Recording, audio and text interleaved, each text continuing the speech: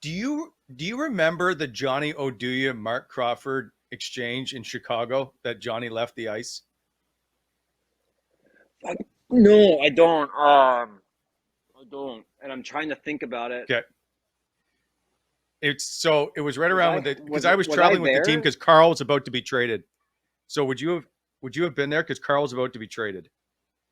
Yeah, I was there. I played with Johnny for a while until Johnny moved on because Johnny got traded to Jersey. Or Yeah. I don't know where he went. But at the So same time, I can't remember it. No, so they no. just got into it. Like for some reason, I think Johnny went offside, and Crow snapped and is like they're just dropping f bombs to each other, and Crow finally says, get the fuck off the ice. And so I asked Boro. Boro comes off the ice like, what happened? He goes, I don't really know, but I think Johnny just messed up a play. And Crow later goes, I've been yelled at by worse players than him or better players than him. It was just like I've never seen a player get kicked off the ice by a coach before. That was the first for me. You'll have to have Ennis on because it happened to him when I was there with him and DJ. And it was because those two have a ton of respect for each other, but it was like a quiet conversation, but it was heated. It was just like I think DJ told him you can get off right now if you want, and he's like I can, and he's like yeah, keep walking right out of the league or something like that, and Enzo just called his bluff and walked off. It was like okay. I mean, we finished the practice. There was like 6 minutes left of practice anyway, and I came back and Enzo was like, I'm not doing that bullshit. He's like, I'm not taking that. It was pretty funny. So, and then by the time he left the rink that day, he had gone in and talked to DJ, and they were over it because DJ's like, I got hot, you got hot, we're good. DJ's very fair like that, but when Crow sees red, you don't want to be in the Yeah. crosshairs. I've been in a couple private meetings with that, and Crow's one of my favorite people ever. I still keep in touch with him, but he gets fired up. You got to get out of the way. So just on that, like Guy Boucher always had the reputation, like people would look at him, his eyes would go like, who would you not want to have kind of lay into you, like DJ, Dave Cameron, Guy Boucher? Who's the one that you were like, man, I'm actually like legit scared of? You had Paul McLean too, right, for a season and a bit. So was there one Did you guy I have that had him really Randy for kind of? Carlisle certain too? that. Yeah, Yeah, it was definitely Randy. I was just trying to.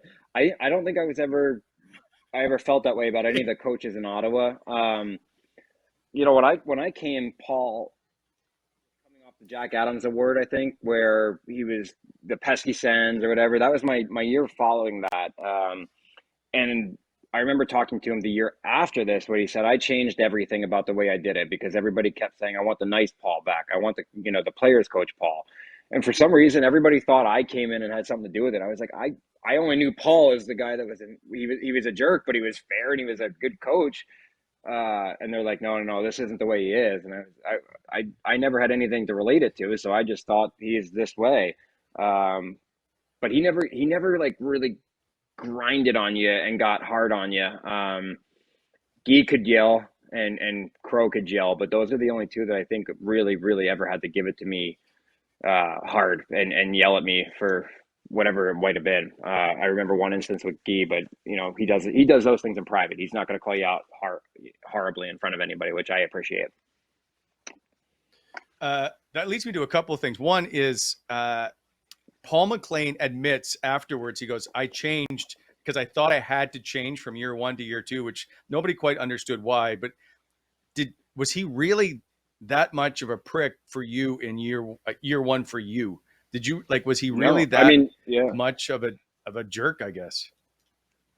No, I mean he was hard. He was fair. I didn't have any issue with him at all. But I had come from Randy Carlisle, so everything was going to be a breath of fresh air, honestly. But Randy was fair too. And then I had Bruce in the middle for a little bit. Now when you look back and you get older and you have a different opinion on it, I haven't played for any coach that was just flat out a jerk or hard on you for no reason. Every one of them was good and had a method to their madness. But I did remember Paul, the year that we came back, and it ultimately ended up being the year he got fired in whatever month it was. He said, I changed everything last year and it damn near cost me my job in our little private one-on-one meeting. And I just said, well, I didn't know you the other way. So you can apologize to the Zach Smiths of the world that really felt that way, but I didn't care because I didn't know you that any other way. Yeah. But he was a good coach. I liked Paul. I liked him a lot. Was it Guy Boucher? I don't know if we've actually ever had a discussion. Guy Boucher that benched you and Cody Ceci for that one period. Oh man, that was such.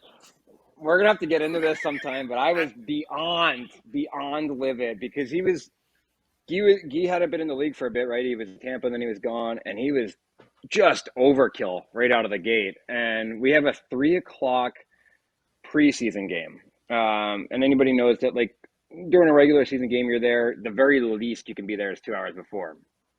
I was there 2.5 hours before, and I missed a meeting that was in the pamphlet, but wasn't on the text chain from the night before. So, one of us was wrong, one of us was right in both instances. But I walk in, and 3:00 preseason. I think it was one of the later preseason games. You're just, as a veteran, you're just like, get the game over with. Like preseason, don't get hurt.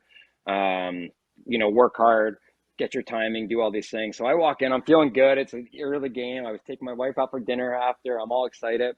I walk in, Cease is like, doing the same thing. I'm like, Cease, great suit. You look good. We're just walking down, fist bumping each other. We get in the locker. I'm like, it's quiet in here. Where is everybody? And Cease and I look at it, like there was that moment where I started to walk down the hallway and Crow's like, Guy's going to talk to you after the meeting. And I was like, what meeting? Why do we have a 12:00 meeting for a 3:00 game? It's insanity. It's never been done before. And the guys tried to like cover for us by sitting close to each other on the bench so that it didn't look like there was a stall missing and doing all that kind of stuff. And I was like, Cease, we missed a meeting. And I remember Cease's face. He's just like, he's like, we started just out of the gate with this guy. We're missing a meeting. I had never missed a meeting in my career. And he came in, he's like, I have to act on this. I was like, you don't have to do anything except cancel a noon meeting for a 3:00 game. It's ridiculous. I remember we got into it because I was like, you can't do that. It's actually in the CBA that you can't do that in preseason because of the 3-hour rule. So anyway, he sat us down. I remember my first shift in the second period was a power play shift. I got an assist, and I was like, you can sit me right back down for all I care. It's like, we're done. We got an assist, the +1, get me out of here. Now I'm going to play 12 minutes in a preseason game. I found the quotes from Guy Boucher, okay, from this incident. I found the Brent Wallace tweet from that day, October 1st, 2016. Brent Wallace tweeting out, Guy Boucher is holding players accountable. Yeah, there you go. Okay. No. Bobby Ryan responded with an assist in the loss. But here is the quote from Guy Boucher. It's very simple. You're on time or you're not on time. You own it and you move on. Yeah. That's not the conversation we had in private. I can tell you that much. But I was like, I'll never, because we ended up laughing about it later because the next year Zach Smith was late for something. And he's like, I did it with Bobby. I did it with Cease. You're going to sit the first period. And then he sat him for 4 minutes and then he played him. And I remember being on the bench laughing about it because I was like, what? I was like, what are you doing? You made me sit here. I had to untie my skates on the bench in the first. My back was killing me. My skates were like basically off on the bench. And Smitty goes out 5 minutes in. He's like, well, we're bodies. And you know how Geek kind of panics and that face he makes and he starts to ramble. And I was like, that's such a shitbag move. I had to sit there for a half hour. Yeah.